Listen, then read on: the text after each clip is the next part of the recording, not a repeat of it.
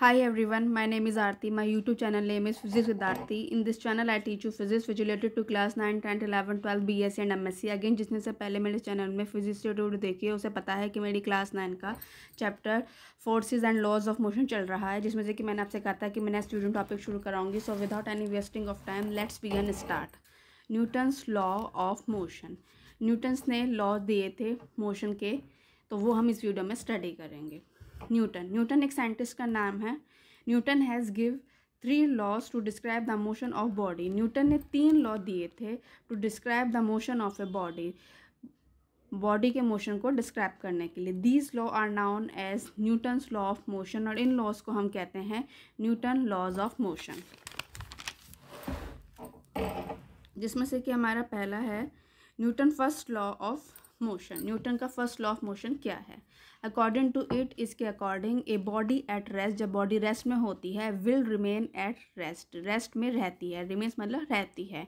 And a body in motion, जब body motion में मतलब गति में रहती है, will continue in motion, motion में रहती है.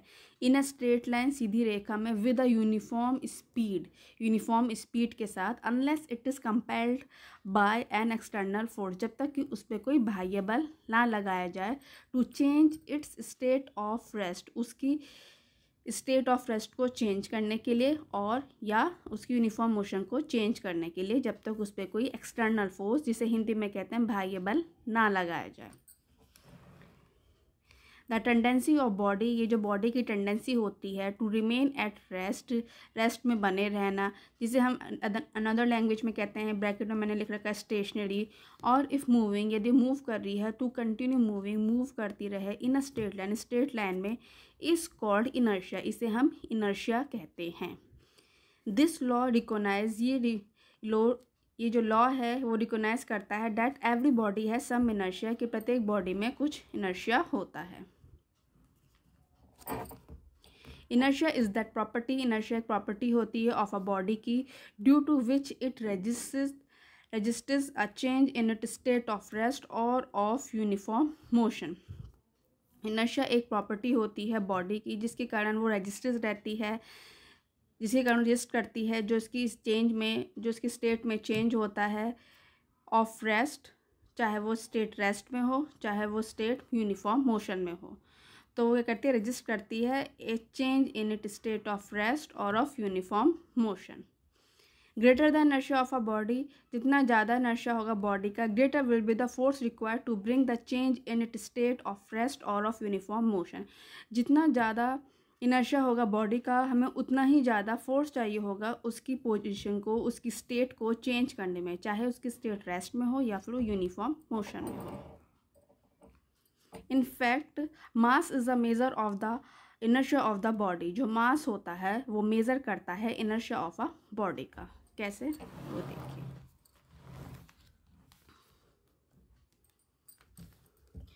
That is heavier body have more inertia than lighter object. जिस बॉडी का जितना ज़्यादा मास होगा उसका इनर्शिया उतना ही ज़्यादा होगा. इसका मतलब हैवी बॉडी का इनर्शिया ज़्यादा होगा लाइटर बॉडी से, या फिर कहो लाइटर ऑब्जेक्ट से. फॉर एग्जाम्पल के लिए, the body having 20 kilogram mass, जो बॉडी के पास, जिस बॉडी का मास 20 किलोग्राम है, विल हैव मोर इनर्शिया, उसका इनर्शिया ज़्यादा होगा than the body having 1 kilogram mass, जिस बॉडी का मास 1 किलोग्राम है. मतलब 20 किलोग्राम बॉडी का इनर्शिया ज़्यादा होगा इन कंपैरिजन 1 किलोग्राम मास वाली बॉडी से. दिस लॉ, ये लॉ बताता है, give us definition of force, force की डेफिनेशन को बताता है. इट स्टेट दैट, ये कहता है, a force is something which changes or tends to change the state of rest और of uniform motion of a body. ये लॉ कहता है कि जो फोर्स है इज समथिंग विच चेंज, जो कि चेंज करता है, और टेंड्स टू चेंज, या चेंज करने की कोशिश करता है, the state of the rest और ऑफ यूनिफॉर्म मोशन, स्टेट को चेंज करने की कोशिश करता है, भले वो स्टेट रेस्ट में हो या फिर uniform motion of a body हो.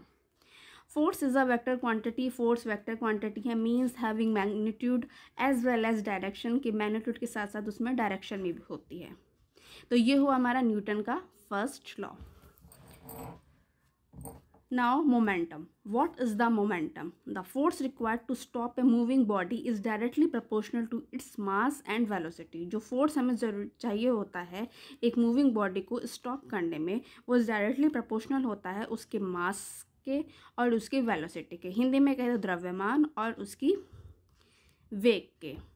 Thus the quantum of motion in a body depend on the mass and velocity of a body. कि जो ये Thus the quantity of motion in a body depends on the mass and velocity of the body. जो quantity होती है motion की वो depend करती है मास और वेलोसिटी. किसकी होनी चाहिए? बॉडी की. This give us another term known as momentum, जो कि हमें एक अनदर टर्म गिफ्ट करती है जिसका नाम है momentum. The momentum of a body is defined as a momentum of a body. हम उसे कैसे डिफाइन कर सकते हैं? As the product of it. Product मतलब मल्टीप्लाई ऑफ इट्स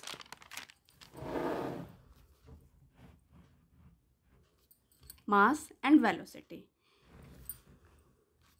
दस momentum equal to mass multiply velocity. Momentum को P से रिप्रेजेंट किया है, मास को स्मॉल एम से और वेलोसिटी को स्मॉल वी से, जो कि मैंने लिख भी रखा है. Where P is equals to momentum, small M is equals to mass of the body, small V is the velocity.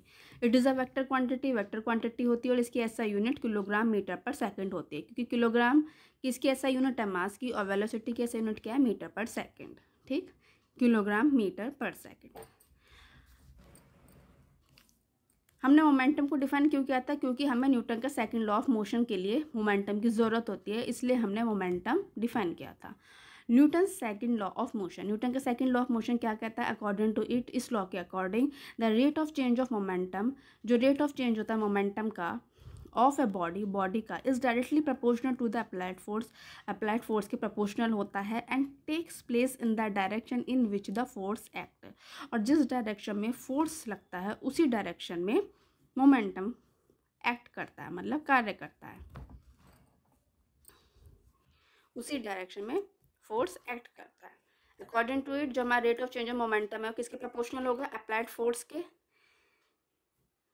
देखिए, force proportional to change in momentum. The rate in change in momentum क्या होगा? Change in momentum upon time taken and take place in the direction in which the force act. और उस direction में होगा जिस direction में force act कर रहा है. तो ये हुई हमारी पहली question. Consider a body of mass m. हम एक बॉडी ले रहे हैं जिसका मास m है, having initial velocity small u है. Suppose a force capital F act मतलब वर्क कर रहा है ऑन दिस बॉडी पर फॉर टाइम स्मॉल t के and causes the final velocity. उसकी फाइनल वेलोसिटी क्या है? To become small v. Initial velocity u, force capital F, time small t और final velocity small v.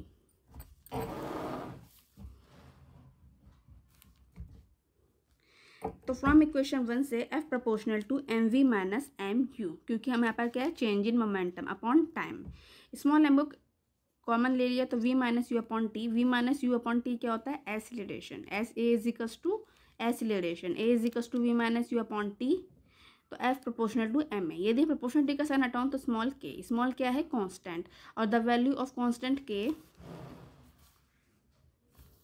The value of constant k इन ऐसा unit is 1. तो इसकी value जब 1 रखेंगे तो फिजिकल्स टू क्या हो जाएगा? M A. The SI unit of force is Newton होती है, which is denoted by capital N. And Newton is that force. Newton वो फोर्स होता है which when acting on a body, जब वो बॉडी पर लगता है, ऑफ मास 1 किलोग्राम, मास होना चाहिए 1 kilogram, produce an acceleration of 1 metre पर सेकेंड स्क्वायर. तो हमारी वैल्यू किसकी आएगी? 1 न्यूटन की. ये देखिए, F is equals to M A, putting m is equals to 1 kilogram, a is equals to 1 metre पर सेकेंड स्क्वायर. तो बिकम F क्या हो जाएगा? 1 न्यूटन. ये भी 1, ये भी 1 और ये भी 1.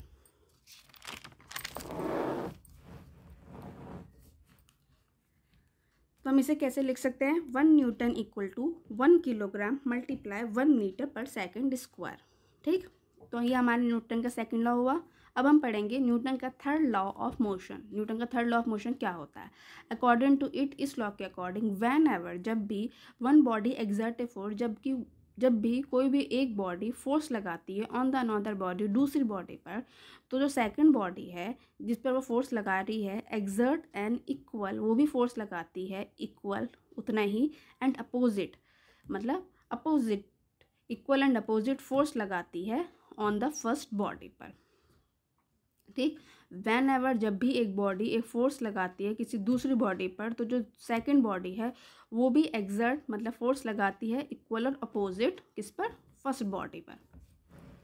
The force exerted by the first body on the second body is known as reaction. जो फोर्स लगाया जाता है फर्स्ट बॉडी के द्वारा दूसरी बॉडी पर उसे हम कहते हैं एक्शन, और जो फोर्स लगाया जाता है the force exerted by the second body on the first body is known as reaction, और जो फोर्स लगाया जाता है सेकंड बॉडी के द्वारा फर्स्ट बॉडी पर उसे हम कहते हैं reaction.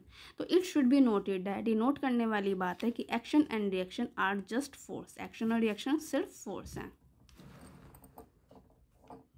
Hence another definition of Newton third law of motion, तो हम न्यूटन की थर्ड लॉ की मोशन को हम अनदर डेफिनेशन के रूप में डिफाइन कर सकते हैं। वो क्या है, टू एवरी एक्शन, प्रत्येक एक्शन का there is an equal and opposite reaction, प्रत्येक एक्शन का इक्वल और अपोजिट रिएक्शन होता है।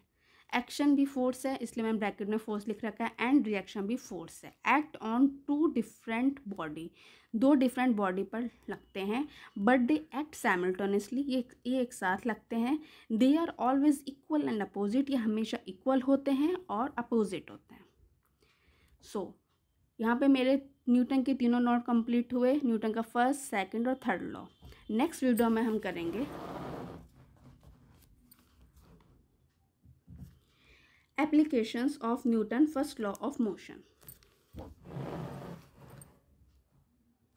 अगेन मैंने जितना आप लोगों को पढ़ा दिया है उस रिलेटेड आपको कोई भी टॉपिक पूछना हो तो आप कमेंट बॉक्स में कमेंट कर सकते हैं। मेरी 100% कोशिश रहेगी कि मैं आपकी प्रॉब्लम का सॉल्यूशन कर सकूं जो फिजिक्स से रिलेटेड है। 9th क्लास के स्टूडेंट तो सुन ही रहे हैं, इसके अलावा यदि कोई 10th 11th 12th BSc MSc के स्टूडेंट को फिजिक्स से रिलेटेड कोई भी टॉपिक पूछना हो तो भी कमेंट बॉक्स में कमेंट कर सकते हैं। मेरी 100% कोशिश रहेगी कि मैं आपकी प्रॉब्लम का सॉल्यूशन कर सकूँ जो फिजिक्स से रिलेटेड है। Again please subscribe my YouTube channel which name is physics with Aarti, क्योंकि यदि आप मेरे चैनल को सब्सक्राइब करेंगे तभी मुझे मोटिवेशन मिलेगा और मैं ऐसी ही वीडियो में चैनल में अपलोड करती रहूँगी, because notes are most important. आप किसी भी चीज़ को कितना भी समझ लीजिए, लास्ट पेपर में आपको नोट्स लिखने होते हैं जिसके बेस पर आपके एग्जाम में डिवीजन बनती है। So for examination purpose notes are most important. So please subscribe my YouTube channel which name is Physics with Aarti, and also share with your friend ताकि उनको भी आपकी तरह नोट्स प्रोवाइड हो सके। सो नेक्स्ट वीडियो में मिलते हैं application of Newton first law of motion के साथ। Okay student, bye.